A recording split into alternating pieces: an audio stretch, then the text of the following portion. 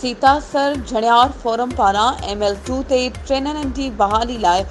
10 महीननि खां हलंदड़ डिघी जिदोजहद जे नतीजे में 20 जुलाई ते मुहंजो दड़ो एक्सप्रेस जी बहाली खां पोइ निगरान रेलवे वारे वफ़ाक़ी वज़ीर 25 डिसंबर ते बुलान मेल बि बहाल करण जो ऐलान करे छॾियो आहे।